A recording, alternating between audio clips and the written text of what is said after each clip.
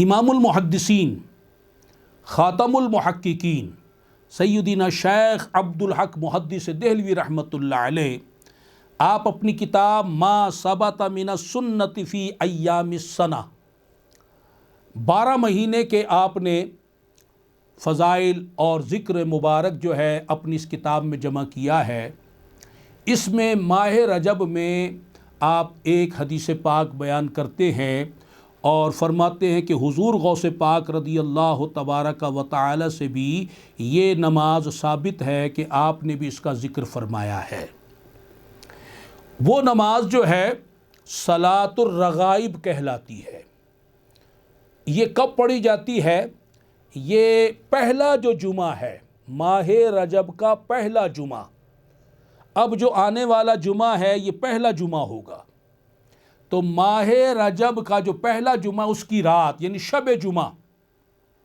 جمعرات اور جمعہ کی جو درمیانی رات ہے وہ شب جمعہ کہلاتی ہے۔ تو شب جمعہ میں یہ جو نماز پڑھی جاتی ہے صلاۃ الرغائب، اب میں اس کا طریقہ آپ کے گوشے گزار کر دیتا ہوں۔ یہ صلاۃ الرغائب جو ہے وہ آپ ذہن نشین فرما لیں۔ چنانچہ ارشاد فرماتے ہیں کہ رجب کے پہلے جمعہ کی رات میں مغرب و عشاء کے درمیان 12 رکعتیں 6 سلام سے پڑھی جائیں۔ ہر رکعت میں سورہ فاتحہ کے بعد 3 مرتبہ سورہ قدر یعنی انا انزلناہ فی لیلۃ القدر یہ والی سورت، اور 12 مرتبہ سورہ اخلاص یعنی قل هو اللہ احد، یہ ہر رکعت میں پڑھی جائے۔ جب یہ 12 رکعتیں پوری ہو جائیں اور 12ویں رکعت کا سلام پھیر لیا جائے تو اب 70 مرتبہ ان الفاظ میں درود پاک پڑھے، اللہم صلی علی محمد النبی الامی وعلی آلہ، ان الفاظ میں درود پاک پڑھے۔ اور پھر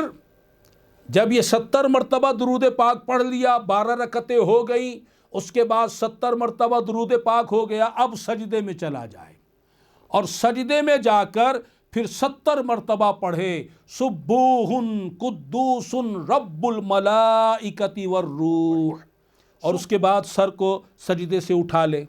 اب سجدے سے اٹھانے کے بعد پھر 70 مرتبہ یہ دعا کرے۔ کیا دعا؟ رب اغفر وارحم وتجاوز عما تعلم انک انت العلی الاعظم، جس کا معنی ہے کہ اے میرے پروردگار مجھے بخش دے اور مجھ پر رحم فرما، اور جو تو جانتا ہے اس سے درگزر فرما۔ تو جو میرے عیبوں کو جانتا ہے، میرے جرموں کو جانتا ہے، میری برائیوں کو جانتا ہے، میرے گناہوں کو جانتا ہے، میری نافرمانیوں کو جانتا ہے، اے اللہ ان سے درگزر فرما دے، مجھ پر رحم فرما دے، میری بخشش فرما دے، بے شک تو ہی برتر اور اعظم ہے۔ اب چونکہ 12 رکعتیں تو پوری ہو گئی، نماز سے آپ فارغ ہو گئے، پھر آپ سجدے میں جا کر آپ نے ذکر کیا سبوح قدوس رب الملائکۃ والروح، اور اس کے بعد سجدے سے سر اٹھایا۔ اب آپ نماز میں تو نہیں ہیں،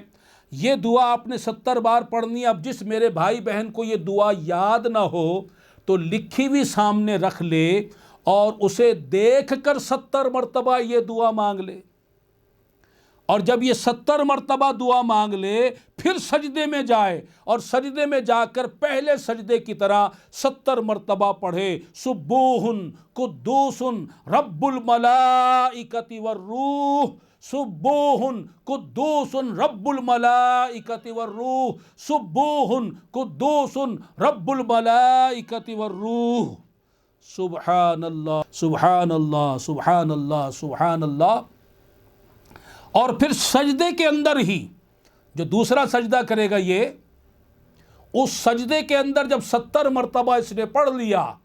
اس کے بعد سجدے میں ہی اللہ تعالیٰ کے حضور اپنی حاجت پیش کرے، اپنی آرزو پیش کرے، دعا طلب کرے، اپنے مسائل پیش کرے، دنیا کے بارے میں، آخرت کے بارے میں جو کچھ بھی ہے اللہ سے مانگے۔ میرے آقا صلی اللہ علیہ وسلم ارشاد فرماتے فَإِنَّ اللَّهَ لَا يَرُدُّ سَائِلَهُ، اللہ تعالی اپنے سائل کو رد نہیں فرماتا، خالی نہیں لوٹاتا۔ اور یہ سائل جو ہے، جو اللہ کی بارگاہ میں اب دعا کر رہا ہے، میرے آقا نے اشارہ فرما دیا یہ منگتا خالی ہاتھ نہیں لوٹے گا، اس سائل کی دعا کو رد نہیں کیا جائے گا، اللہ تبارک و تعالی اس کی دعا کو قبول فرمائے گا۔ جو غم کے مارے ہوئے ہیں، پریشانیوں میں ڈوبے ہوئے ہیں، تکلیفوں میں پڑے ہوئے ہیں، جن کی حاجتیں پوری نہیں ہو رہی، جن کی آرزویں پوری نہیں ہو رہی، بس گناہ کی خواہش نہ ہو، گناہ کے بارے میں دعا نہ ہو،